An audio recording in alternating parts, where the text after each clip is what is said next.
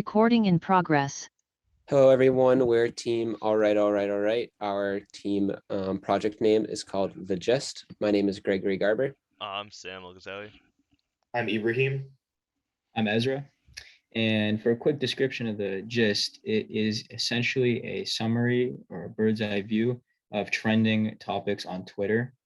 We aim to give a short analysis of what's going on the internet, specifically Twitter. And so this is the landing page that everyone basically sees. It shows like the current top trending topics on the left, as well as a general analysis. But you can see that it doesn't show the top 3 interests on the top left, and that is because no user is logged in, and that is something specific to each user. The interests are specific to each user. And now we can go on to what happens when you log in. Here's our login process. This is one of our users.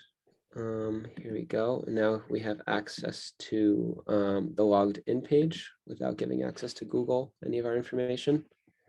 Ezra, would you like to speak a little bit about the analysis portion of our website? Sure. So up top, we got a general analysis, which is all the top 10 trending topics and their relative densities in terms of tweet volume.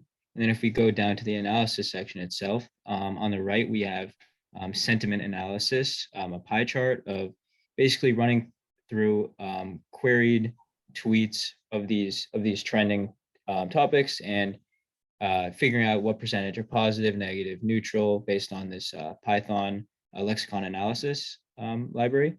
And then we have a couple bar charts, which one of them is top words of the topic, and another one is top people and organizations. And these are gathered using some natural language processing libraries in our Python script.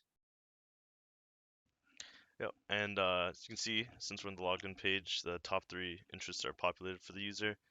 If you click on them, it'll display their respective analysis graphs and charts. We can also click the X to delete an interest, and then you can add an interest in the top right, and then submitting the form. And after our script runs, it will repopulate the interest tab. And as we wait for the interest to populate, I'd like to get your attention over here to the pop-in tweet, which is also part of the Python script that will get the most liked tweet, along with following a little bit more data. Retweets is an example of that. That's related to the top trending tweet.